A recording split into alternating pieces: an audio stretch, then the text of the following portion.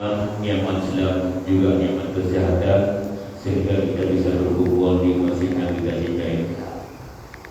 Selawat dan salam sama-sama kita sanjungkan ke pakuan alam Nabi besar Muhammad sallallahu alaihi wasallam, juga kepada keluarga dan sahabatnya sekalian. Yang saya hormati juga yang saya muliakan guru kita bersama, yaitu Al-Ustaz Tuku Fikri Habibullah LC, dan juga yang teristimewa yang saya hormati kepada seluruh jemaah yang telah berhadir di masjid yang kita cintai ini. Sebelum kita masuki dalam mengikuti pengajian rutin, terlebih dahulu kita hadirkan Fatihah kepada Rasulullah, juga kepada kaum muslimin dan muslimat, ila hadratin Nabi Mustafa Sayyidina Rasulullah sallallahu alaihi wasallam wa ala alihi wa sahbihi ajma'in. Al-Fatihah. A'udzu billahi minasy syaithanir rajim. Bismillahirrahmanirrahim. Alhamdulillahi rabbil alamin. Ar-Rahmanir Rahim. Maliki yaumiddin. Iyyaka na'budu wa iyyaka nasta'in. Ihdinas siratal mustaqim. Siratal ladzina an'amta 'alaihim ghairil maghdubi 'alaihim waladdallin. Amin. Amin ya rabbal alamin. Selanjutnya kita masuki dalam mengikuti pengajian rutin yang dipimpin oleh guru kita bersama, yaitu Al-Ustaz Tuku Fikri Habibullah LC. Kepada beliau kami persilahkan sekaligus dengan doa.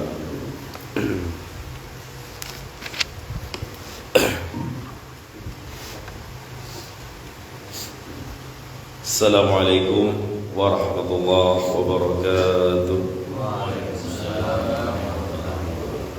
Alhamdulillahi rabbil alamin. Wassalatu wassalamu ala asyrafil anbiya'i wal mursalin wa ala alihi wa ashabihi wa man tabi'ahum bi ihsanin ila yaumiddin, amma ba'du. Allahumma faqihna fid din wa 'allimna at-ta'wil, amma ba'du. Hadirin jamaah Masjid Baitur Rahman yang dimuliakan Allah Subhanahu wa taala. Alhamdulillah, pada malam yang berbahagia ini, di penghujung daripada hari tasyrik ya. Dari tanggal, di sini sholat Idnya hari apa? Minggu. Sama berarti. Sama pemerintah. Kalau sholatnya hari Minggu, berarti hitungan antara bulan Masehi dan bulan Zulhijjah atau Hijriahnya sama tuh ya. Tanggal 1 Zulhijjah, 1 Juli, 2 Zulhijjah, 2 Juli, 3 Zulhijjah, seterusnya 9 Zulhijjah, 10 dan 13. Kemudian hari ini berarti jatuhnya di penghujung hari tasyrik ya. Dan tadi terbenam matahari dan selesai rangkaian hari tasyrik, di mana pada hari itu tetap disunnahkan untuk membaca takbir ya, memperbanyak membaca takbir. Nah, kemarin dengan begitu banyak fenomena di Idul Adha-nya, hajinya, kemudian puasanya kapan, buat yang puasa tanggal Arwiyah, Tarwiyah dan Arfiyah. Ada yang bilang katanya hari Sabtu aja, ada yang bilang katanya hari Minggu aja. Wah banyak, dan saya banyak mendapatkan pertanyaan soal itu. Katanya yang ini sesat, yang hari Minggu sesat karena nggak sesuai dengan Mekah katanya. Waduh, kalau udah bab sesat menyesatkan, saya udah bingung dah tuh. Katanya apa? Wukufnya itu tanggal segini. Hari Arafah itu harus sesuai. Saya tanya balik ke dia, emang Arab itu dalil untuk menentukan awal dan keluar dari tahun atau bulan? Kita sering berbeda dengan Arab Saudi dalam bulan Ramadan, tapi kenapa di Idul Adha ini yang baru dipermasalahkan? Karena ada Arafahnya. Arafah dan hari Arafah itu berbeda. Sekali lagi, Arafah dan hari Arafah itu berbeda. Sampai saya jelaskan itu. Katanya kalau misalnya wukuf Arafah di Mekah sedang terjadi, berarti kita puasa Arfiyah di situ. permasalahannya, Arafah dengan hari Arafah itu sama atau tidak? Pertanyaan kedua, Arafah itu kan ada di Mekah. Hari Arafah ada nggak di Parung? Pas saya tanya kayak gitu, ada yang nggak bisa jawab. Hari Arafah ada nggak di Parung? Nah, pertanyaannya itu, hari Arafah itu nama tempat ya. Arafah nama tempat yang ada di Mekah. Apakah hari Arafah ada di Parung? Nah, jadi di situ kalau kita memahami perbedaan. Arafah itu nama tempat yang ada di Mekah. Yang tempat tersebut dijadikan tempat untuk wukuf, berdiam diri, bermunajat dari waktu tertentu sampai dengan waktu tertentu. Sementara yang dikategorikan hari Arafah, bahasa Arabnya itu Yaum Arafah, para ulama mendefinisikan, menjelaskan maknanya al-yaumut tasi'u min syahri dzil hijjah, hari tanggal 9 dari bulan Zulhijjah. Itu yang dinamakan hari Arafah. Tanggal 9 ada nggak di Parung? Ya ada, bukan cuma di Parung, di seluruh dunia tanggal 9 Zulhijjah ada. Jadi di situ perbedaan.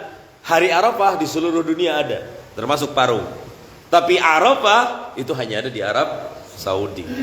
Dan kita berpuasa dengan patokan matla hilal kita di Indonesia yang diru'yah oleh pemerintah atau pihak yang sudah diberikan kewenangan oleh Kementerian Agama dalam hal ini. Dan kita mengikuti. Oh, saya mah tanggal yang hari Sabtu aja, ya nggak masalah juga. Selagi Anda tidak menyesatkan, selagi Anda tidak menyalahkan, itu nggak masalah. Yang saya kritisi menjadikan Arab sebagai dalil. Itu tuh saya kritisi keras di situ. Kok wukuf sih yang dijadiin acuan? Kalau wukuf Anda jadikan acuan, Anda sholat subuh itu jam 10 lewat 30 menit. Karena waktu subuh di Arab jam segitu juga. Begitu nggak? Ternyata nggak. Sholat isya kita jam setengah 8. Ntar tunggu 4-5 jam lagi. Perbedaan Arab dan Indonesia kan antara 4-5 jam. Berarti jam berapa? 8, setengah 9. Kurang lebih jam setengah 11-an. Kalau berpedoman dalilnya dalil Arab, matla yang ada di Arab dengan matla yang ada di Indonesia kan jelas berbeda. Matla itu tempat terbit matahari. Karena yang menjadikan patokan waktu itu adalah matahari. Orang sering keliru di situ. Bukan jam ini. Jam yang ada di dinding ini bukan patokan waktu sholat. Jam bisa diubah-ubah. Jam bisa digeser. 5 menit saya cepetin biar buka puasanya lebih cepet. Apakah itu yang dijadikan patokan? Tidak. Yang dijadikan patokan adalah asyams, matahari, atau peredaran waktu matahari dan bulan. Ya. Makanya dijadikan untuk mengisbat atau untuk menentukan awal dan akhir tahun bulan itu dengan ru'yah.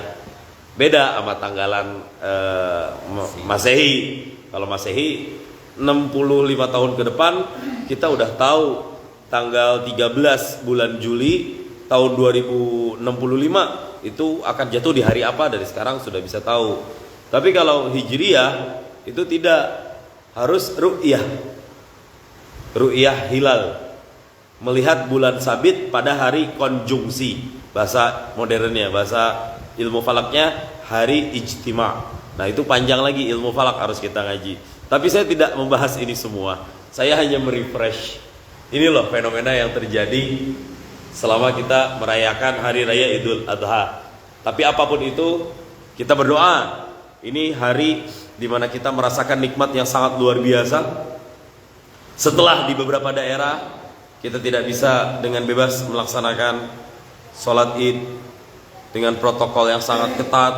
Bahkan sebelumnya sholat Idul Fitri pun di sebagian tempat ditiadakan. Termasuk tahun ini, tahun dibukanya kembali ibadah haji setelah berapa tahun? 2 tahun. 2 tahun para jamaah al-hujjaj tidak bisa melangkahkan kaki. Ternyata semua ini adalah kenikmatan yang baru kita sadari ketika semua sudah tidak ada. Hadirin rahimakumullah wa as'alullahu hayatakum.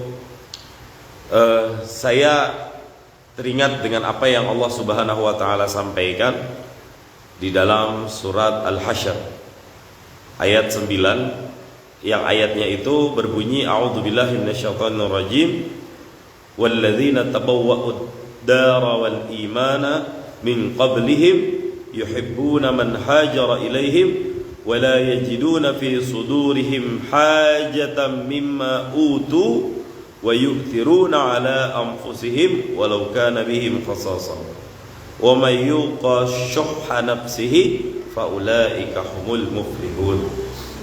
Ini ayat yang insya Allah nanti akan ada korelasinya dengan ibadah haji. Ya, meskipun kita sudah lewat, tapi bulannya masih bulan haji. Walladzina tabawwa'u, dan orang-orang Ansar, para sahabat Rasulullah, golongan Ansar yang telah menempati rumah mereka dan imannya telah tetap, ya. Min qablihim, daripada sebelum kedatangannya orang-orang yang berhijrah atau golongan orang-orang muhajirin.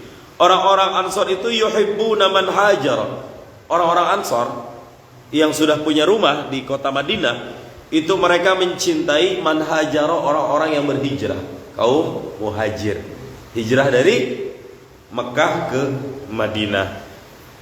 Wala yajiduna fi sudurihim hajatan mimma utu, dan tidak ada di hati mereka itu hajat. Hajatan itu artinya kebutuhan. Mimma utu, yang diberikan kepada mereka. Wa yu'thiruna ala anfusihim, dan mereka selalu mendahulukan orang lain ala anfusihim, daripada diri mereka sendiri, walau kana bihim khasasah, sekalipun mereka dalam keadaan butuh yang mendesak. Khasasah tadi sebelumnya hajah, artinya sama, kebutuhan. Hajah itu kebutuhan tapi bisa ditunda sampai besok. Tapi kalau khasasah, kebutuhan yang la budda minhu, nggak boleh, nggak harus ada semuanya. Ya. Kemudian lanjutan ayatnya, wa may yuqa syuhha nafsihi, barang siapa yang terjaga daripada kekikiran dalam dirinya, faulaika humul muflihun, itu adalah orang-orang yang beruntung. Ayat ini ada asbabun nuzul atau cerita turun. Jadi ketika kita baca Al-Quran, ada sebab kenapa ayat turun. Itu dalam ilmu Al-Quran disebut asbabun nuzul, sebab turun ayat Al-Quran. Asbabun nuzul. Kalau ada hadis, Nabi mengatakan satu hadis, dan di balik hadis tersebut ada cerita kenapa sampai Rasul mengatakan demikian, dalam ilmu hadis dinamakan asbabul wurud, sebab datangnya hadis. Mempelajari asbabun nuzul untuk Al-Quran dan mempelajari asbabul wurud untuk hadis itu penting, karena itu juga akan menentukan hukum atau bisa menjadi salah satu faktor kita mengistimbat nas baik dalam Al-Quran maupun As-Sunnah. Cuma nggak cukup ngaji ini setahun, 2 tahun, 3 tahun, 10 tahun juga kalau nggak khatam saya jamin nggak akan selesai. Itu setiap hari ya di pesantren. Nah, ayat ini ada asbabun nuzulnya. Asbabun nuzulnya ada di dalam hadis. Asbabul wurud dari hadis itu, dua-duanya nih saya sebut nih. Ini ada di dalam hadis riwayat Imam Muslim, sahih. Kalau saya atau kalau ada ustadz yang nyebut hadisnya riwayat Bukhari Muslim, nggak usah ragu, itu sahih hadisnya. Hadis ini ada di dalam riwayat Imam Muslim. Ketika suatu saat Rasulullah SAW sedang duduk seperti ini, mohon maaf saya contohkan, bukan berarti saya Rasul. Jika Rasul di mimbar ini atau di tengah-tengah, para sahabat duduk menyimak apa yang disampaikan oleh Rasul. Di luar masjid ada orang pengembara datang. Dia pengen banget bertamu dan dijamu oleh Nabi. Ya Rasulullah, Anda siapa ya? Saya fulan dari sini. Saya ingin bertemu dengan Anda, ingin nginep, pengen ya dijamu lah, ingin bermalam. Semuanya baik. Rasul belum yain dulu. Nabi ngelempar ke para sahabat. Wahai para sahabatku, siapa yang ingin menjamu tamuku ini rahimahullah, mudah-mudahan Allah merahmatinya. Ada doa di akhirnya. Anda ya Rasulullah, saya aja Nabi. Yang ngacung tangan ini paling kencang nih. namanya Abu Talhah. Dia paling kenceng, saya aja ya Rasul, udah saya aja yang akan nyambut orang ini. Oke, khair, siap. Udah tuh. Kemudian dia pulang ke rumahnya. Ayo pulang sama saya Pak. Pas sampai di rumah, diketok-ketok pintu. Assalamualaikum. Assalamualaikum. Saya datang bersama tamu Rasulullah. Ummu Sulaim, istri Abu Talha, namanya Ummu Sulaim. Ya Ummu Sulaim, saya datang bersama tamu Rasulullah. Saya boleh masuk? Adkhul, boleh saya masuk? Tafadhal, udkhul, silakan masuk. Adabnya gitu Pak. Ketika kita membawa tamu dari luar, jangan langsung masukin ke dalam. Pastikan keluarga kita, istri kita di rumah dalam keadaan siap untuk menerima tamu. Jangan sampai pakaiannya masih putih, pakai pocong, langsung buka, memalukan itu. Ya. Termasuk istri juga. Ini mic luar atau mic dalam ini? Mic dalam ya. Kita kasih tahu ke istri-istri kita, jangan sekali-kali menerima tamu, apalagi yang tidak disukai oleh suami, ya haram itu. Dan jangan sekali-kali menerima tamu siapapun, orang yang asing, yang tidak dikenal sama sekali. Ngobrolnya di luar aja, nggak usah sampai masuk ke dalam. Itu nggak boleh. Boleh saya masuk? Kata Ummu Sulaim, silakan masuk. Ada apa ya? Langsung ditanya. Maksud ada apa itu, ada makanan apa? Ini Pak, cuma ada nasi satu porsi, atau cuma ada makanan buat anak ini juga belum tidur. Ya, bocahnya belum tidur. Belum, ini makannya. Ini mau saya suapin. Ini ada tamu ini, gimana gak ada makanan kita? Gimana tuh ya? Aduh, bingung kan? Abu Talha ngacung, udah pede banget itu. Ngiranya di rumah makanan udah ada semuanya. Minyak goreng lengkap semuanya, udah siap dimasak semuanya. Tapi pas nanya sama Ummu Sulaim, ternyata gak ada apa-apa di rumah. Cuma satu porsi makan, itu pun untuk makan anaknya yang belum tidur. Baik, akhirnya Abu Talha nggak kehabisan akal beliau. Lihat sekeliling-kelilingnya dan dibisikkan istrinya, sini, ku beri kamu 3 perintah. Keluar trikora ini, bukan trikora versi Soekarno tapi ya. Keluar 3 perintah. Pertama, nawwimis sibyan, tidurin bocahnya. Yang kedua, atfi'is siraj, lampu dimatikan. Lampu dulu bukan listrik kayak gini ya, apa sih namanya? Semprong. Apa? Obor. Apa kalau di semprong, tahu ya, kalau orang Parung kadang nyebutnya semprong gitu ya, lengkap patromak ya. Kurang lebih seperti itu, yang membutuhkan bahan bakarnya minyak ya. Matikan lampunya. Yang ketiga, siapkan itu 1 porsi dan piring 1 kosong untuk saya. Makanan yang sudah terisi berikan untuk dia, akan kutemani dia makan. Siap, istri solehah nurut. Perintah suami apapun laksanakan. 86. Khair. Akhirnya dia makan tuh, si tamu Rasul dengan Abu Talha makan. Itu tamu makan lahap banget. Wah. Abu Talha nemenin. Dia melakukan gerakan-gerakan seperti ini. Makan. Padahal dia makan dengan tangan kosong. Si tamu ngiranya makan, tapi ternyata tidak ada makanan. Kenapa? Lampunya gelap. Sempat ditanya, kenapa lampunya dimatiin? Oh iya, tadi minyaknya habis. Ini lagi mau diisi lagi, diperbaiki lagi. Silakan makan, silakan makan. Oh lahap itu. Tamu ngiranya ditemenin. Abu Talha nahan-nahan lapar itu. Nahan-nahan lapar demi untuk menemani supaya nih tamu makan minyak. Oh sudah makannya, nambah lagi, mohon maaf apa adanya. Oh ya nggak apa-apa. Udah, baru lampunya dinyalain. Oh habis, piringnya udah kosong. Kemudian tamu Rasulullah SAW ini dipersilakan untuk beristirahat di tempatnya.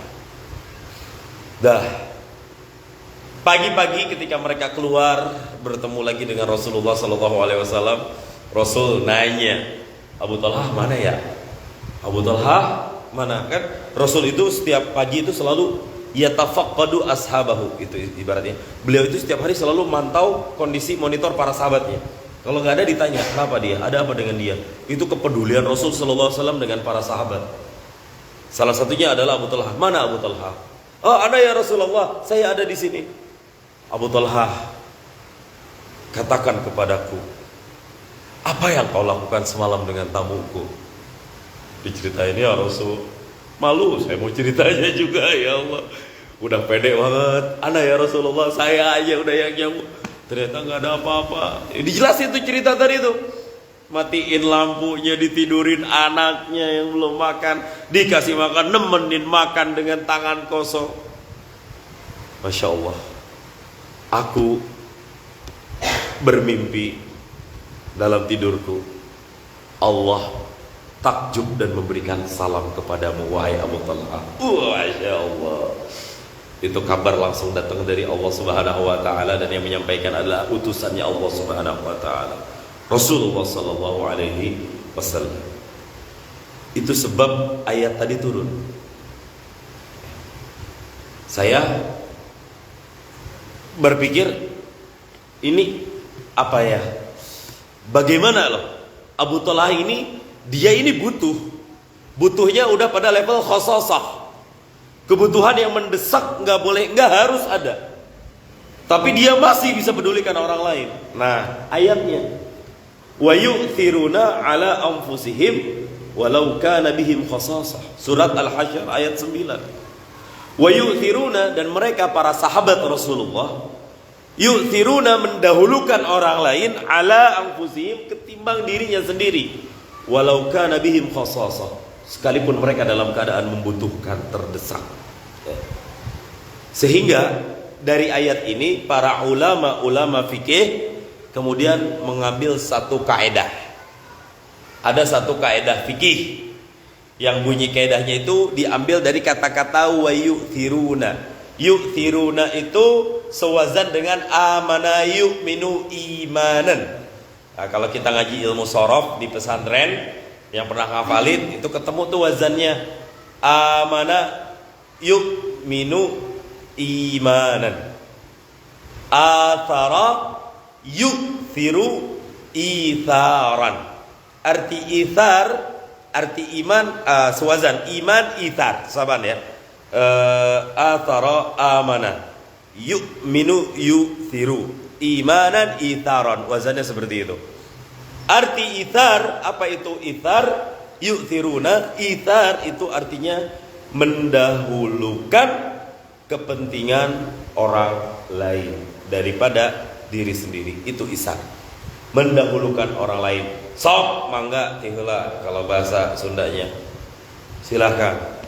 Bronile bahasa Inggrisnya. Bisa lah dikit-dikit masih. Mendahulukan orang lain. Ulama memberikan kaidah al-isar fil qurbi makruhun wa fi ghairihi mahbub. Sekali lagi saya ulang, al-isaru fil qurbi makruhun wa fi ghairihi mahbubun. Artinya mendahulukan orang lain dalam urusan-urusan ibadah hukumnya adalah makruh. Sementara mendahulukan orang lain dalam hal terkait selain ibadah hukumnya adalah sunnah atau dianjurkan. Itu kaidah yang harus diingat. Saya ulang sekali lagi. Mendahulukan orang lain dalam urusan-urusan ibadah hukumnya adalah makruh. Akan tetapi mendahulukan orang lain dalam hal selain ibadah sebaliknya sunnah, dan bahkan itu dianjurkan. Yang jadi persoalan ibadah. Nah, ini banyak nih praktek-prakteknya nih di antara kita nih. Dalam hal ibadah kita ngedahuluin orang lain daripada diri kita sendiri. Contohnya, kita punya air. Air ini hanya cukup untuk bersuci satu orang. Masuk waktu sholat, Allahu Akbar, Allahu Akbar. Musim kemarau, listrik mati, nyari air ke kiri ke kanan nggak ada. Hanya ada air satu ember kecil. Airnya punya kita, ya. Airnya punya kita. Sementara di samping kita ada teman kita. Ini air hanya cukup untuk berwudu satu orang. Kalau kita yang berwudu, teman kita terpaksa tayamum. Atau kalau temennya yang nyari dia berwudu, malah kita yang tayamum, nyari tanah dan air debu dan lain sebagainya. Pertanyaannya, siapa yang mengambil, siapa yang harusnya berwudu dengan air ini? Jawabannya adalah kita yang punya airnya. Biarin dia tayamum. Nah, itu salah satu contoh bentuk mendahulukan orang lain dalam hal ibadah makruh. Jawabannya adalah kita duluan. Kalau kita kasih kesempatan ke dia, makruh hukumnya. Nggak dianjurkan seperti itu. Itu contoh yang pertama, misalnya. Yang kedua, misalnya apa ya? Contoh yang kedua, terjadi satu musibah, misalnya tanah longsor atau apalah, nauzubillah ya. Ini contoh sekedar. Saya memvisualisasi kondisi supaya bisa dipahami praktis fikihnya. Terjadi musibah longsor, kita jadi korban, pakaian kita semuanya hilang, keseret tanah atau kena nyangkut gitu.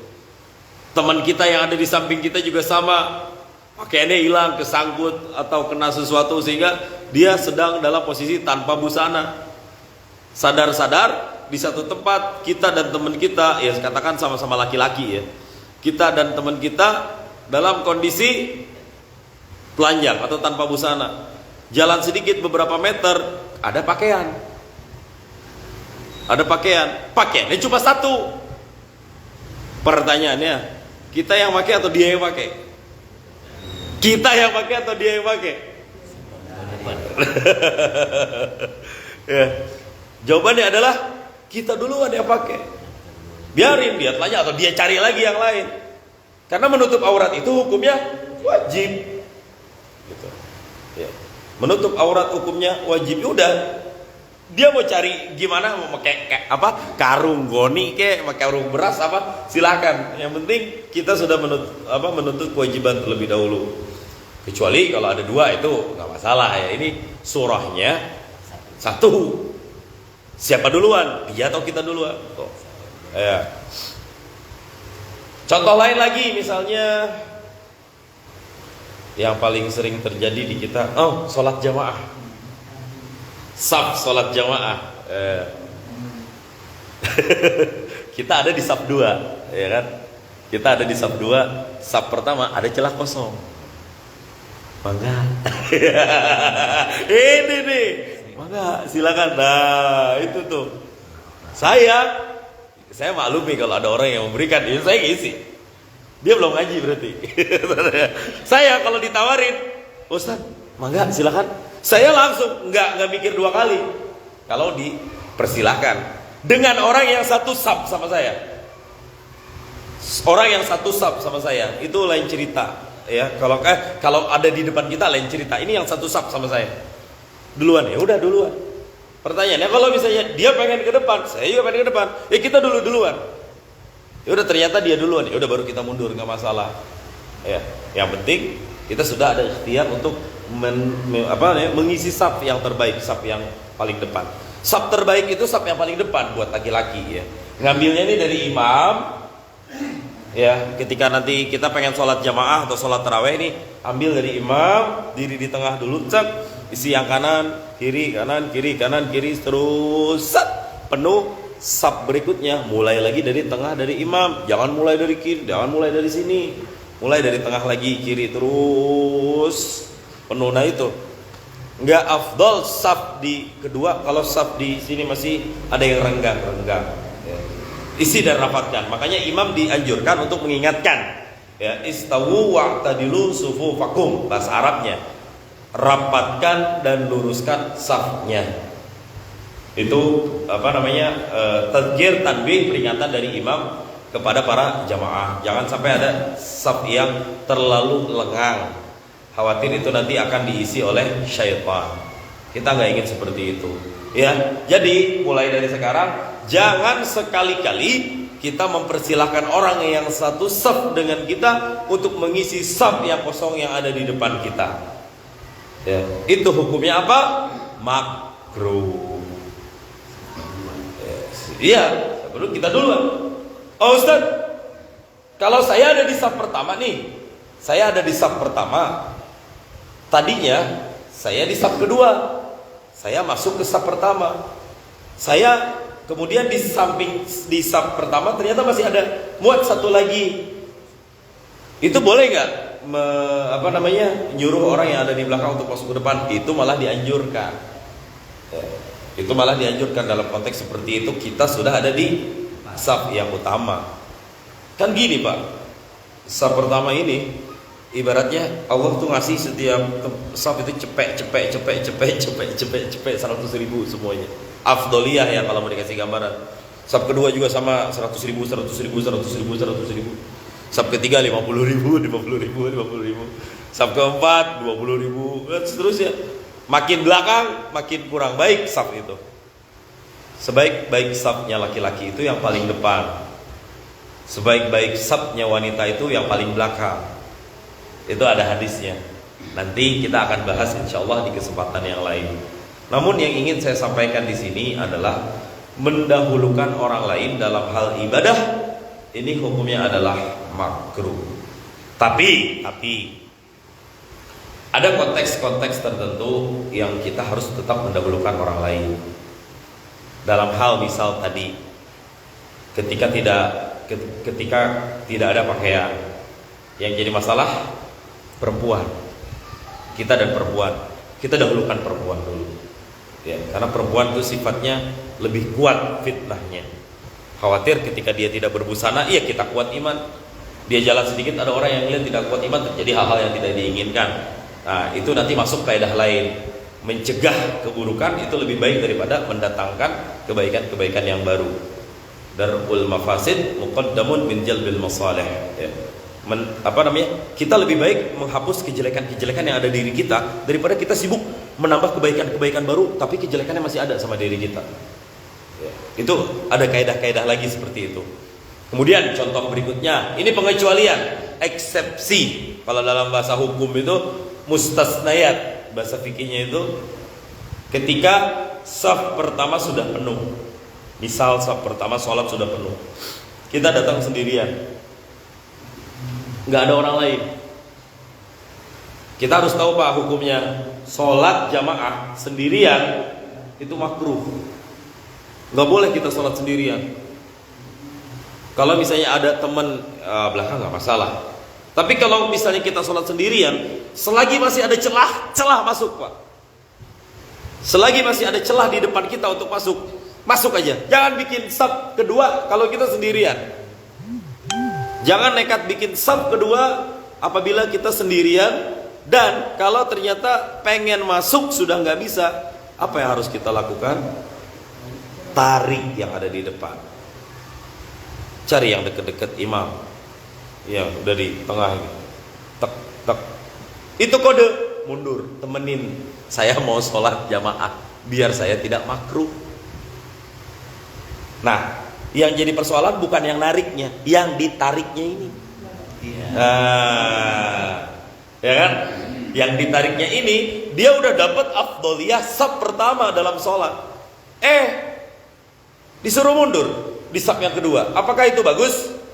Tetap jawabannya dalam konteks ini bagus. Kenapa? Karena dia menyelamatkan orang lain yang tadinya makruh menjadi tidak makruh. Dan dia dapat dua pahala itu. Dia sudah dapat pahala di depan, dan dia juga dapat pahala menolong jamaah yang ada di belakangnya. Ya. Afdoliyahnya dia tetap dapat, sehingga sholatnya tidak makruh ketimbang ada orang yang makruh. Itu diantara contoh-contoh ibadah yang mendahulukan orang lain. Kemarin saya pernah ditanya sama orang, Ustadz, apa hukumnya kita belum haji Ustadz, orang tua kita juga belum haji, kita punya duit tapi hanya cukup untuk daftar satu orang, kita daftarin kita dulu atau orang tua kita dulu? Jawabnya yang mana? Ini saya orang tua nih ya. Ya, gak apa-apa. Saya berharap diskusi. Sebenarnya fikih itu aslinya diskusi ya. Kalau ada bapak-bapak yang bisa kasih input ke saya? Mangga, tafadhol, silahkan, saya berharap itu. Siapa yang duluin? Kita atau orang tua kita? Itu orang tua loh, tunggu. Nah, jawabannya adalah tetap kita duluan. Karena apa? Orang tua kita juga punya kewajiban yang sama dengan kita. Ya, orang tua kita punya kewajiban yang sama dengan kita. Kita dulu daftar. Tapi ini surahnya kalau hanya untuk satu. Tapi kalau dua, ya udah kita berangkat bareng sama orang tua, nggak masalah. Afdol lagi kalau gitu mah. Ya, ini surahnya hanya jika ada satu tiket gitu. Kita hanya bisa beli untuk satu tiket kita atau orang tua. Kita dulu tetap. Kalau kita udah daftar, baru. Makanya kalau misalnya kita punya duit, saya saranin kita daftar haji dulu. Sebagian orang itu salah kaprah. Dia belum haji. Kan hukumnya haji wajib bagi yang mampu. Ya. Liman istata'a ilaihi sabila, harus itu. Kalau misalnya yang jadi persoalan, dia punya duit malah daftar umroh. Umroh kalau yang tidak disertai dengan haji itu hukumnya sunnah. Sementara haji bagi yang mampu itu wajib. Memang sekarang kita bicara kuota, tapi yang menjadi kewajiban kita saat ini itu bukan hajinya, mendaftarkan nama kitanya dulu di panitia pemberangkatan ibadah haji, apa PPIH ya? Iya, PPIH apa gitu. PPIH atau apalah istilahnya gitu.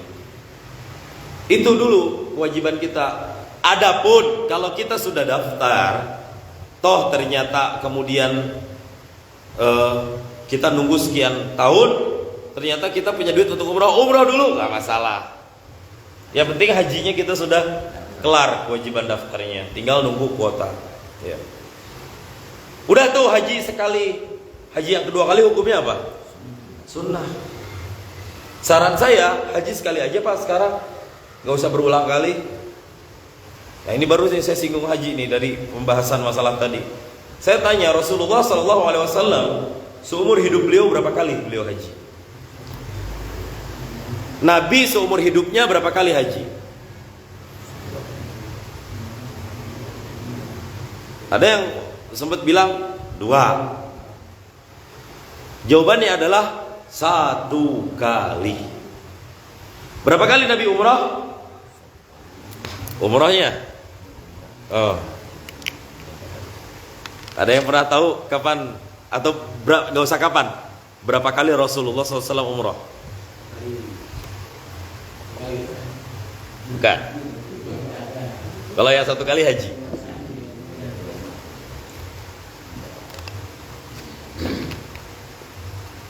Rasulullah SAW seumur hidup beliau umrah 4 kali. 3 beliau lakukan di bulan Zulqa'dah, 1 beliau lakukan bareng dengan hajinya di bulan Zulhijjah. Syariat haji itu sudah diturunkan sejak tahun 6 Hijriah. Haji itu sudah disyariatkan sejak tahun 6 Hijriah. Menurut pendapat para ulama, jumhur ulama yang dikuatkan seperti Imam Ibn Hajar, dan Rasulullah SAW baru menunaikan ibadah haji di tahun ke-10 Hijriah. Kalau mau, Rasul itu sekurang-kurangnya bisa naik haji sampai 3 kali. 6, 7, 8, 9, 10. Tapi Rasul baru menunaikannya haji di tahun 10 Hijriah. 82 hari setelah beliau haji, kemudian beliau wafat sallallahu alaihi wasallam. Kenapa Rasul kok hanya sekali hajinya? Padahal Rasul bisa loh 3 kali. Ada banyak faktor. Ada yang menjelaskan karena waktu itu Mekah masih banyak patung-patung yang ada di sekelilingnya. It's okay. Fathu Makkah, tahu ya Fathu Makkah, penaklukan Makkah, karena Makkah waktu itu kan masih di tangan kaum Quraisy, kaum kafir. Hingga jatuh ke tangan muslim itu terjadi di bulan Ramadan tanggal 12 tahun ke-8 Hijriah. Tahun ke-8 Hijriah tanggal 12 bulan Ramadan terjadi Fathu Makkah atau penaklukan kota Makkah jatuh ke tangan kaum muslimin. Ya. Kemudian tanggal 9 beliau berangkat. Ketika tanggal 9 beliau berangkat di tanggal 10 di tahun 10. Mohon maaf, bukan tanggal, tahun 10 Hijriah. Rasulullah itu setidak-tidaknya itu bisa loh 3 kali naik haji. Tapi kenapa ya Rasul nggak naik haji berkali-kali gitu? Ada yang tahu jawabannya? Nah, Rasul mengutamakan kewajiban. Karena itu yang wajib. Itu yang wajib. Berikutnya adalah sunnah. Tapi Rasul jangan ditanya. Beliau di luar daripada ibadah haji, yang beliau dahulukan adalah orang lain, umat-umatnya. Nah, ini isar nih, masuk ke isar. Selain ibadah, hukumnya adalah sunnah. Mendahulukan orang lain selain dalam konteks ibadah, hukumnya adalah sunnah. Itu yang Rasulullah lakukan. Rasulullah bisa saja naik haji berkali-kali, tapi beliau, uang yang beliau miliki, uang yang beliau punya, itu beliau berikan kepada orang-orang yang membutuhkan, umat-umatnya yang membutuhkan. Rasul itu sebenarnya kaya. Nabi itu kaya sebenarnya. Cuma kekayaan beliau habis untuk umat. Ini kan diceritakan dari sahabat Rasulullah. Salah satunya adalah Imran ibn al-Husain, kemudian juga dari Abu Mikdad. Beliau menjelaskan ketika itu datang orang-orang Ansor pengen ketemu sama Nabi, sa'aluhu, minta sesuatu ke Nabi, suma'atohu, Nabi kasih. Datang lagi sa'alu, minta sama Nabi, Nabi kasih. Sampai ketika Nabi ingin memberikan pemberian yang terakhirnya, hatta nafidha ma biyadihi, ya hadisnya itu saya hafal betul. Ketika Rasul sudah enggak ada apa-apa lagi, Rasul bilang kepada sahabat, ya, ma yakun min khairin falan addakhirahu ankum. Kalau ada kelebihan kebaikan yang ada pada diri saya, falan addakhirahu ankum, saya nggak bakal simpan-simpan itu untuk kalian. Itu kata-kata Nabi. Saya kalau punya, saya nggak bakal saya simpen dah, saya kasih buat kalian. Itu Rasul udah sampai nggak punya apa-apa lagi. Minta ada yang minta, Rasul kasih. Minta, Rasul kasih. Minta, Rasul kasih. Jadi kebaikan Rasul itu nggak ngasihnya itu bukan karena pelit, karena udah habis, nggak punya apa-apa lagi. Tuh. Isarnya Rasulullah SAW. Bagaimana beliau mendahulukan orang lain, bagaimana beliau mendahulukan umatnya dalam hal selain ibadah ketimbang diri beliau sendiri. Dan aslinya Rasulullah mah kaya, cuma yaitu kekayaannya itu habis untuk umatnya sallallahu alaihi wasallam. Lah kita ada orang yang naik haji 3 kali, ada orang yang naik haji 5 kali. Saya tidak menyalahkan praktek ini. Sekali lagi ini jangan disalah tafsirkan. Mau naik haji ratusan kali pun silahkan. Silahkan naik haji ratusan kali. Tapi perhatikan dulu tetangga yang ada di sekeliling kita. Menolong tetangga, menolong anak-anak yatim, bisa jadi itu adalah hukumnya wajib. Sementara umroh kedua, ketiga, keempat hukumnya sunnah. Ini buat yang udah umroh, haji yang kedua, ketiga, keempat itu hukumnya sunnah. Ini konteksnya bagi yang sudah haji. Sekali lagi bagi yang sudah haji. Bagi yang belum haji tetap wajib. Ya, kita niatkan mudah-mudahan kita bisa ke tanah suci semuanya, bisa ibadah haji semuanya. Ya. Kalau kita sudah naik haji sekali, ya udah sih. Daripada itu duit kita pakai kita naik haji, lebih baik kita hajiin orang lain yang belum haji. Kalau ada guru-guru ngaji, kalau ada orang-orang yang butuhkan bantuan, kasih ke dia. Jangan ditahan-tahan untuk dirinya sendiri. Saya sempat sharing Pak sama orang Kemenak, Pak, sekarang di Kementerian Agama ada nggak filter orang yang udah pernah haji, terus dia daftar haji lagi, dia harus di nomor urut sekian. Katanya sekarang, sekarang belum ada Ustaz. Banyak yang naik haji sekarang itu udah haji yang kesekian kalinya gitu. Coba itu. Kalau kita pengen ikut contoh Rasulullah, harusnya didahulukan dulu yang belum haji sama sekali. Dan ternyata banyak yang haji. Mungkin kuota lama nunggu ini gara-gara mereka yang naik haji berkali-kali. Lebih mementingkan diri sendiri. Supaya apa? Supaya dipanggil Pak Haji. Mohon maaf, ini tanpa bermaksud menyinggung siapapun tentunya ya. supaya dipanggil orang alim, supaya kelihatan berwibawa. Sok, monggo, silahkan. Tapi ingat contoh Rasulullah SAW. Setan itu pintar loh. Setan nggak mungkin nyuruh orang-orang sekaliber penggusuk untuk minum khamr. Penggusuk minum khamr, nggak mungkin. Tapi setan tahu cara ngegoda orang alim itu dengan cara lain. Udah naik haji berkali-kali, biar kelihatan hebat, biar kelihatan punya, biar berwibawa. Itu cara setan ngebisik. Orangnya S1, setannya S2. Orangnya S2, setan yang disuruh S3. Dan setan gak mungkin ngegoda orang gila. Itu bukti setan cerdas. Gak ada setan ngegoda orang gila. Itu. Takutnya hajinya itu bukan haji dengan contoh Rasul, tapi haji dengan contoh setan. Bukan berarti haji berulang kali itu setan. Enggak, sekali lagi ya. Jika kita memang kondisi sekeliling kita ini sudah nggak ada lagi yang membutuhkan, atau orang-orang nggak ada kesenjangan sosial, nggak ada orang-orang yang terlantar, nggak ada fakir miskin yang terlantar, silahkan kita naik haji lagi. Tapi selagi ada orang-orang yang masih membutuhkan uluran bantuan tangan kita, kenapa sih nggak kita dahulukan mereka? Al-muta'addi khairum minat taksir. Ibadah-ibadah yang sifatnya sosial dalam agama Islam lebih diutamakan daripada ibadah-ibadah yang sifatnya individual. Itu kaidah loh. Ibadah jamaah lebih baik daripada ibadah munfaridah sendiri. Bukan dalam sholat, sholat jelas. Sholat dianjurkan munfarid atau jamaah? Jamaah. Dan dalam hal selain sholat pun jamaah. Hidup aja disuruh jamaah, jangan jomblo. Nikah berjamaah hidupnya juga.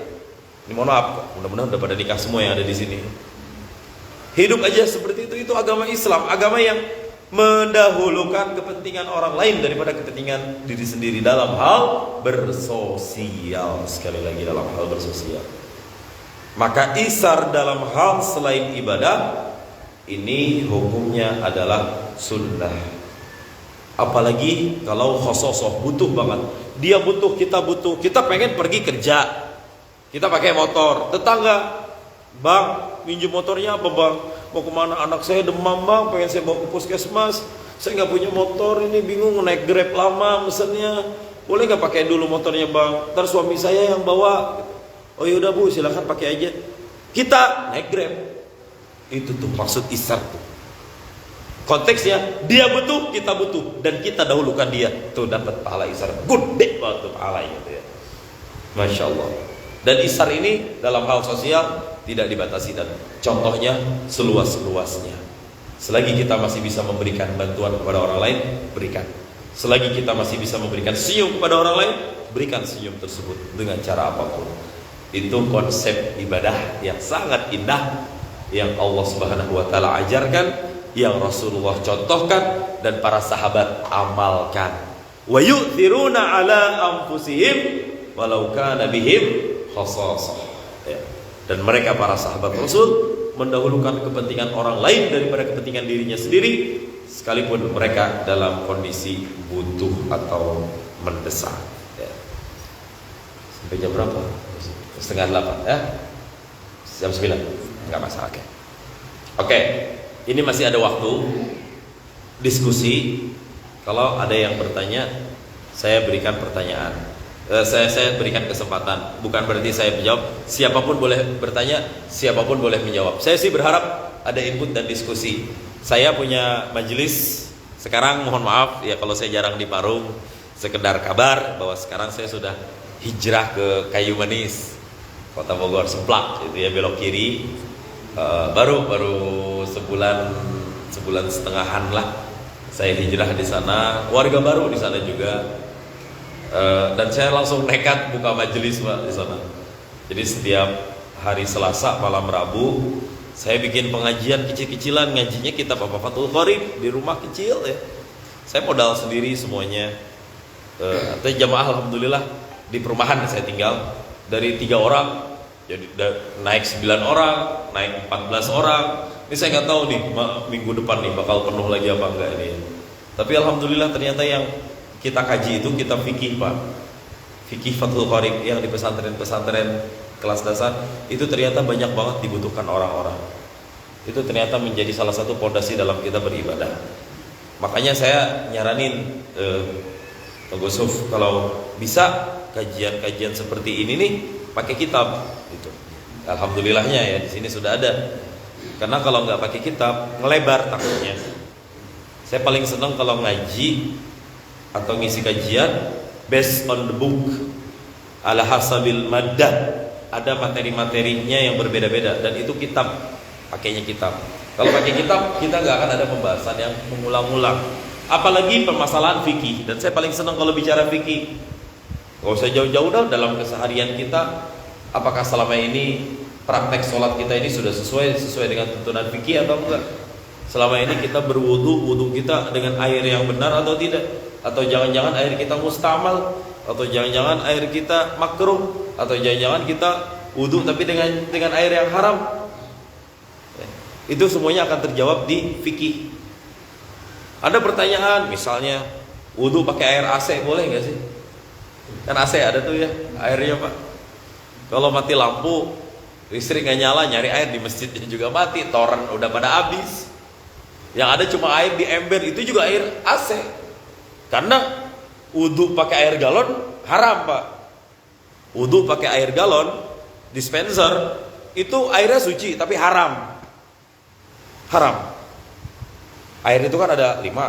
Suci, mensucikan, itu air mutlak ya.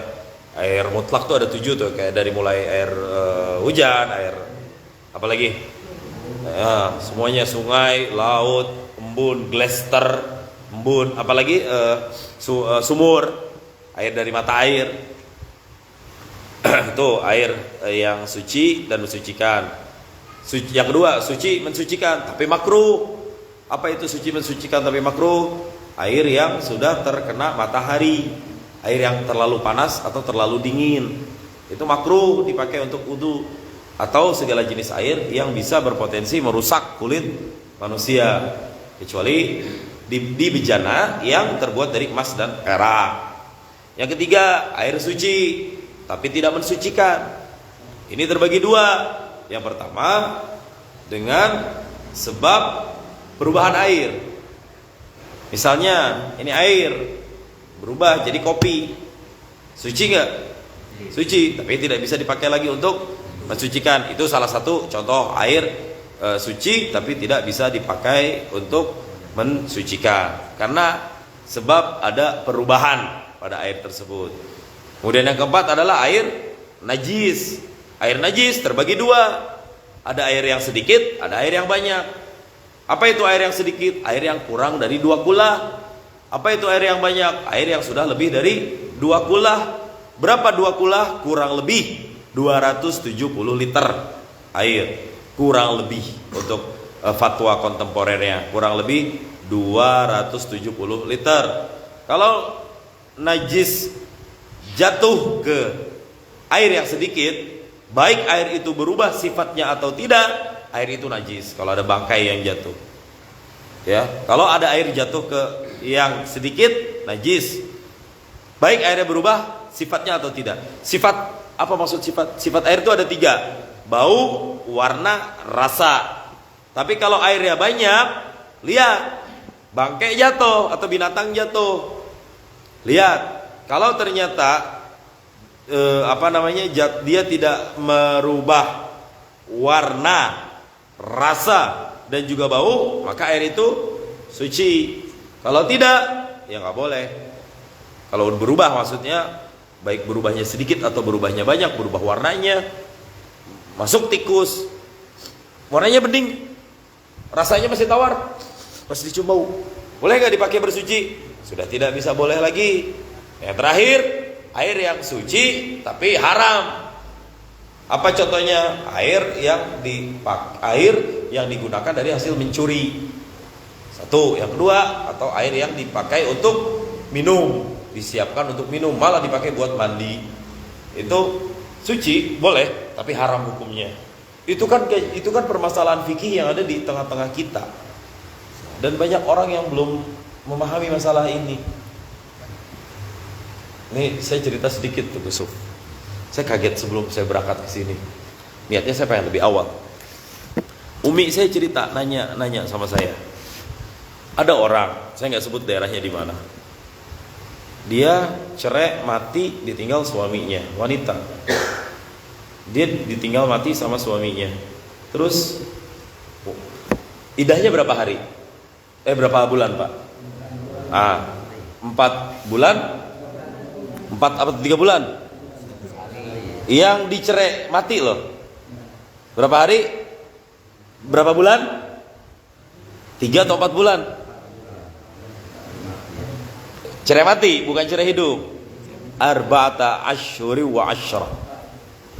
Ya, karena ada yang cerai hidup, ada cerai mati. 4 bulan 10 hari untuk yang sudah ditinggal wafat. Jadi ceritanya nih perempuan, dia belum habis masa iddahnya. Selama iddah itu si perempuan itu harusnya ihdad dia. Ihdad itu tidak boleh berhias, tidak boleh bersolek, nggak boleh keluar dari rumah, nggak boleh upload termasuk untuk menunjukkan rasa duka, bukan meratapi ya, menghormati mendiang suaminya. Ya. Tapi ini cewek emang beger kalau bahasa orang baru mah, pengen kawin baik gitu, belum habis masa idahnya udah kawin, akhirnya nikah, siri sih. Dan itu pernikahannya berlangsung 2 tahun 10 bulan. Tunggu, 2 tahun 10 bulan. Cerai lagi. Dan sekarang mau nikah lagi sama yang ketiga. Baru seminggu. Lah nanya ke saya, itu Pak gimana ya hukumnya ya? Lah coba itu. Itu kan di fikih semua Pak diajarin. Dan ternyata orang-orang di kita masih ada yang belum bisa menjaga adab-adab yang diajarkan dalam fikih. Suami meninggal seminggu, alhamdulillah, senang banget, upload, janda ya. Lebih bahagia gitu ya. Kesedihan hanya diekspresikan seminggu pertama takziah. Padahal itu nggak bisa, itu harus sesuai masa iddah, itu nggak boleh itu dia itu. Ya. Kan harusnya kan gini, kalau cerai talak itu kan ada 2, ada talak yang rajai, ada yang bain. Rajai itu 1, 2 talak, hari ini dia ada masa iddah sekian bulan. Selama masa iddah itu ya mau rujuk dah tuh, udah kelar. Ternyata udah lewat masa iddah, boleh nggak dia balik lagi? Boleh, tapi harus dengan bi'aqdin jadid, dengan akad nikah yang baru. Kesempatan pertama, kesempatan kedua sama kayak gitu juga. 4 dikasih waktu masa iddah, rujuk, kalau enggak ya udah nikah lagi yang baru. Kalau misalnya dia pengen balik lagi kayak akad nikah dari awal lagi. Yang ketiga, talak ketiga, bain, udah clear. Nggak boleh balik lagi kecuali dia sudah nikah sama orang lain dan cerai dari orang lain. Kalau orang Cina buta ya. Kalau bahasa Arabnya itu nikah muhallil ya. Nikah muhallil itu nggak boleh. Nah, kajian fikih ini penting untuk dihidupkan, untuk menjawab pertanyaan-pertanyaan yang seperti ini, yang sebenarnya ini dasar Pak, dasar dalam kehidupan kita sehari-hari, yang mungkin kita menghadapi itu tapi kita tidak tahu apa itu hukumnya. Termasuk al-fakir, saya sendiri mungkin belum semua hal bisa saya bedah dan bisa saya kaji dan bisa saya ketahui hukumnya. Tapi ya itulah fungsi kenapa kita buka kajian fikih. Dan saya lebih senang buka kajian fikih untuk memberikan pencerahan kepada orang-orang. Oh, jangan-jangan selama ini ibadah mereka salah. Oh, jangan-jangan selama ini ada yang kurang, kita benerin. Pakai kitab supaya nggak ngulang-ngulang lagi pembahasannya. Ya, seperti itu. Ya, insya Allah, tapi tetap pulang pergi ke Parung walaupun di Kayu Manis ya. Karena emang udah banyak jadwal di Parung, sambil keliling-keliling bersama Syekh Ammar. Saya menerjemahkan beliau kalau ceramah. Gak tahu nih kapan ini diundang ke sini nih. Saya nungguin ini. Kita udah sering keliling ke Indonesia semuanya. Tunggu. Saya kecuali Papua sama Bali yang belum. Itu aja belum pernah dakwah di sana. Nanti insyaallah akhir bulan ini ke Jambi dan ke Lampung. Besok Bekasi. Terus ke Lebak Banten. Terus saya udah keliling-keliling alhamdulillah ya. Karena itu jadwal saya kadang-kadang nggak nentu. Karena harus khidmah mendampingi Syekh Ammar. Beliau ini keturunan Syekh Abdul Qadir Jailani juga, dan dari Arab Palestina. Beliau ceramah bahasa Arab, saya yang terjemahin ke bahasa Indonesia. Ada 4 tahun saya selama ini sama beliau, alhamdulillah. Ya.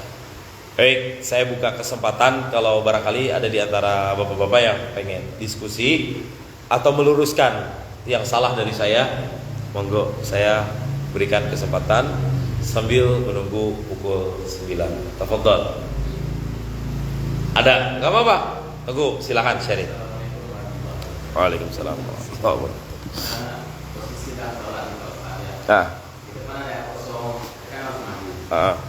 Cara mandinya itu kan nggak boleh 3 kali. Cara mandinya gimana?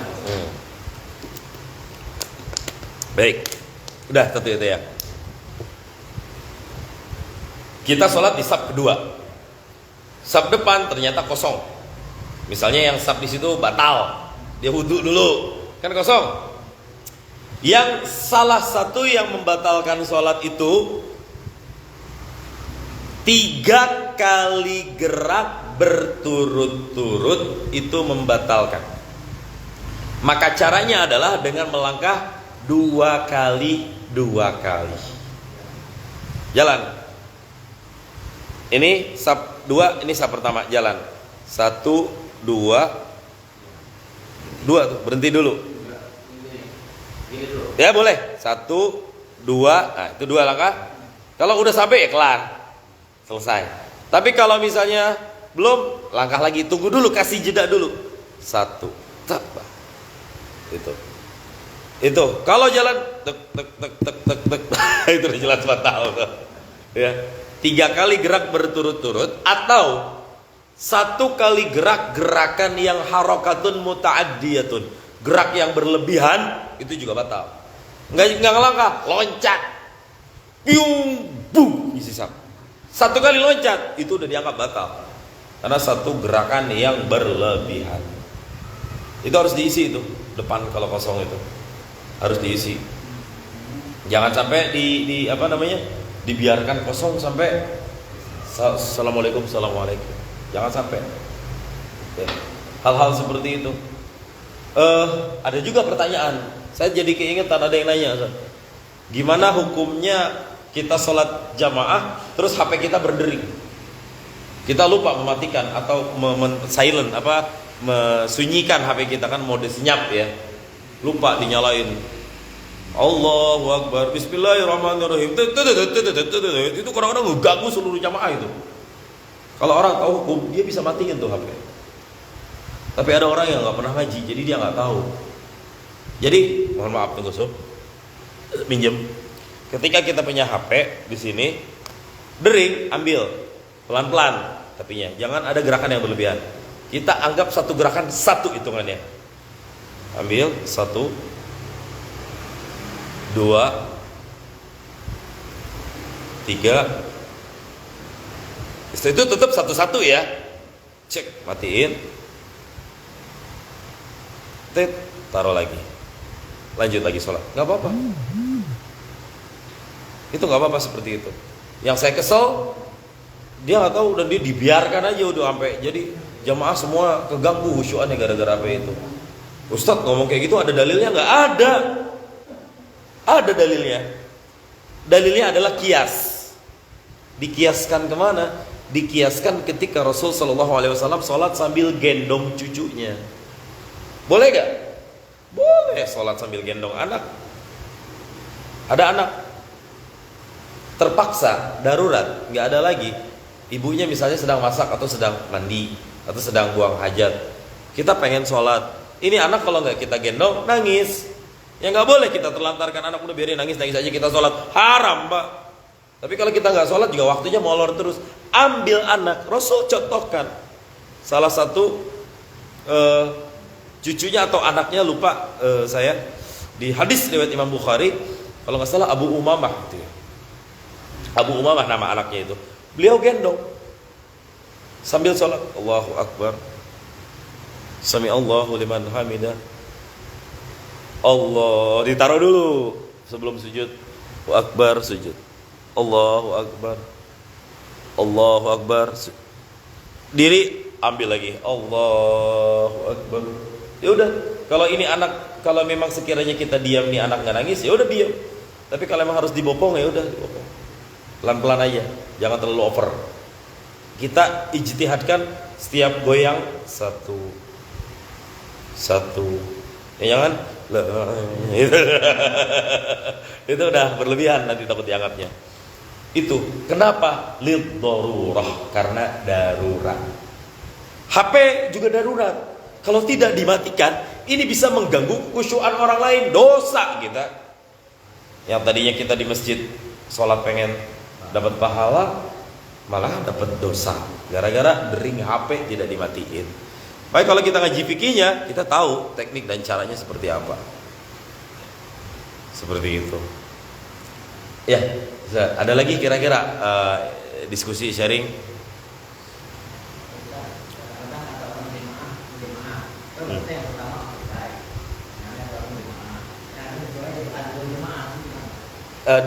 Kurang nangkep. Ini dalam sholat ya. Terus. Oh gitu. Nah, jadi ada dua gelombang jamaah ya. Jamaah pertama sholat. Sholatnya ini awal waktu banget nih ya. Sholat ini tepat waktu. Selagi kita bisa iktida itu artinya ikut nyambung, walau masbuk. Ikutin aja nggak apa-apa. Ibaratnya rombongan pertama nih, dia masuk surga duluan, mending ikut saya mah. Tapi kalau ternyata dia udah tahiyat akhir, kita datang sama 6 orang, 10 orang teman kita semuanya. Kalau kita pengen buat jamaah baru, tunggu jamaah utama selesai dulu, salam dulu, baru kita bikin jamaah baru. Jangan ada 2 jamaah dalam satu tempat. Ya, tunggu dulu sampai selesai semuanya. Assalamualaikum warahmatullahi. Assalamualaikum warahmatullahi. Sip, mulai kloter jamaah kedua. Sehingga jamaah-jamaah yang lain ikut semua ke dia. Gitu. Mulai dari nol. Ada juga Pak, kadang-kadang sebagian orang ini belum selesai, udah bikin jamaah lagi. Ya kan? Kayak gitu. Ada itu nggak boleh itu. Sholatnya tetap sah, tapi adabnya nggak seperti itu. Nah, nanti jamaah gelombang kedua selesai, baru ambil gelombang yang ketiga, seterusnya seperti itu. Berurutan terus. Jangan sampai, usahakan jangan sampai jamaahnya terpecah-pecah. Ini jamaah. Jangan, udah satu aja semuanya. Kan jamaah memang 2 orang juga kan sah kan, alal aqal imamun wa makmun. Imam dan makmum. Imam makmum udah sah gitu, ada imam makmum lagi, jangan. Udah ikutin aja, udah penuhin saf dari yang pertama. Kalau enggak udah kita terlambat, tunggu yang kedua. Karena orang pengen ambil afdal jamaah full, ya kan? Ibaratnya kalau kita ikut di rombongan yang pertama, kita naik kereta gerbongnya paling belakang, udah paling belakang gantung lagi. Tapi mendingan kita di jamaah yang kedua, tapi gerbongnya executive class, ya. Star lagi dari pertama. Itu kurang lebih kalau di analogikan untuk sholat jamaah. Kalau misalnya kita sendirian, ada orang iktidak apa arti iktidak? Ikut. Kita colek, ikut. Kita diri di satu langkah di belakang dia, satu kaki di belakang si orang tersebut. Kita jadi makmum. Udah ikut aja. Oh ternyata kita sholat sunnah, dia pengen sholat wajib, maksudnya kita kasih kode, pundak kita ditepuk. Kita kasih kode, kita lagi sholat sunnah nih, kita nggak lagi sholat maghrib, kita lagi sholat sunnah ba'diyah, gini. Kita kasih kode, nah itu kasih tahu bahwa dia sholat sunnah. Sok silakan cari mungkin yang wajib lagi, itu nggak apa-apa. Nggak dia ngabarin juga sebenarnya iktidak itu bisa antara imam, dia wajib niatnya, dia sunnah niatnya. Itu ada pendapat ulama yang mengatakan itu bisa. Tapi saya lebih condong yang wajib karena lebih kuat seperti itu. Cuma kalau dalam kasus ternyata yang ditepok nggak tahu hukum, itu tetap dianggap sah. Apaan sih? Itu tuh susahnya ngaji seperti itu. Kan ada yang kayak gitu. Terus jangan juga kita iktidak ke makmum yang meragukan. Kayak misalnya kaosnya terlalu pendek, sehingga ketika dia ruku atau sujud punggungnya kelihatan nunggu. Itu nggak boleh itu. Dia udah batal, udah tidak sah sholatnya. Bagaimana kita bermakmum ke imam yang tidak sah? Banyak nggak? Banyak. Sering saya ngeliat kayak gitu. Makanya jangan pakai baju yang pendek. Kalaupun bajunya pendek, pakai lagi penutup lagi baju koko atau apa. Khawatirnya ada bagian aurat yang tersingkap sehingga sholatnya tidak sah. Bagaimana cara menegurnya kalau nampak lagi di baju belakang? Nah itu dia. Bahkan kalau bisa jangan sholat dulu gitu. Nah.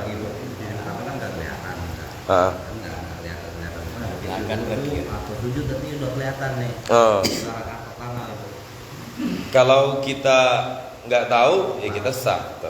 Yang saya maksudkan tadi, kita bermakmum. Kita pengen sholat jamaah. Ada orang yang sholatnya sendiri-sendiri kan. Kita pengen iktidak, pengen nyambung ke dia biar sholatnya jadi jamaah gitu loh. Cuma dia udah takbir duluan, udah 2 rakaat. Kita pengen nyambung, tepuk tak gitu. Nah, maksud saya, kita kan di belakang nih, lihat-lihat orang tuh di situ.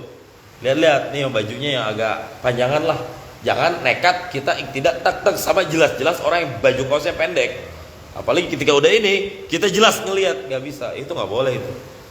Terbuka aurat, karena itu syarat sahnya sholat. Satrul aurat. Lah kalau kita di tengah-tengah ternyata terbuka aurat, ya ulang lagi sholatnya. Ulang lagi, sholat tutup dulu. Pakai dulu, cari dulu baju, pinjem baju koko, sholat lagi dari awal. Kalau posisi kita lagi berjamaah Ustaz, enggak sah di semua di depan penuh, kita di belakang. Lalu di depan ada yang pas itu kelihatan semuanya satu itu, bagaimana cara kita ikutin aja? Ya itu kalau dalam kasus seperti ya udah biarkan aja. Setelah sholat kita kasih tahu dia. Setelah sholat kita kasih tahu dia, Pak. Insya Allah dia tidak akan merusak pahala kita. Yang penting itu. Ya, dia sendiri yang akan tanggung dosanya. Cuma sesama muslim ya kita kabari ke dia, Bapak. Mohon maaf, saya ngelihat tadi Bapak belakangnya kelihatan Pak. Pas Bapak lagi ruku, saya ngabarin takut sholatnya Bapak nggak sah, Bapak nggak tahu. Siapa tahu bisa Bapak ulang lagi, pakaiannya agak lebih panjang lagi. Ngingetin doang Pak, mohon maaf. Nggak masalah. Yang jangan imam ya. Yang takutnya imam itu makanya. Waduh, kalau imamnya yang rusak sholatnya bahaya Pak, yang lain juga ikut-ikutan nantinya. Makanya jangan sampai kalau masyarakat yang nggak jelas, sekalipun dia ulama datang ke satu tempat, kalau dia bukan ahli tempat tersebut, dia nggak boleh jadi imam. Harus orang yang ma'ruf di daerah tersebut. Ya. Kecuali kalau sudah dipersilahkan. Saya secara KTP bukan warga di Kampung Waru, tapi secara uruf sudah banyak yang kenal. Itu nggak apa-apa, saya masih boleh, apalagi dipersilahkan. Tapi nekat ujuk-ujuk masuk itu haram buat saya. Meskipun orang lain jamaah ridho, tapi secara taklif saya itu nggak boleh, kecuali diminta. Nah ini terkait dengan isar juga Pak. Terkait dengan isar, mendahulukan orang lain. Ini tidak masuk di bab ini. Kalau kita pengen sholat, ada 2 orang, yang satu bacaannya kurang baik, dan kita merasa bacaannya lebih baik dari dia. Kalau dia imam, khawatirnya dia mengimami dengan bahasa yang kurang baik. Mana yang lebih baik? Dia atau kita yang imam? Kita yang imam. Kita yang imam. Takutnya kita berimam dengan orang yang gak jelas bacaannya. Nanti salah Al-Fatihahnya, gak benar Al-Fatihahnya. Al-Fatihah rukun sholat. Masalahnya itu. Tapi ketika kita ada di tempat orang lain, gak boleh kita mendahulukan diri kita sendiri. Walaupun kita alim, walau kita imam, walau kita qari, tetap ahlul balad, penduduk setempat yang lebih berhak untuk menjadi imam. Kecuali kita dipersilahkan, itu baru boleh. Ini kajian-kajian seputar fikih, dan gak akan ada habisnya Pak. Yakin gak akan ada habisnya. Insya Allah ini mudah-mudahan jadi trigger atau pemacu supaya kita lebih rajin lagi ngaji. Insya Allah. Dikit kayak gini emang biasa Pak, ngaji mah emang biasa. Godaannya itu. Godaannya capek, ngantuk, aktivitas. Tapi anggaplah ini jihad dan pengorbanan kita. Di atas kita semua ini ada malaikat yang menaungi kita semuanya.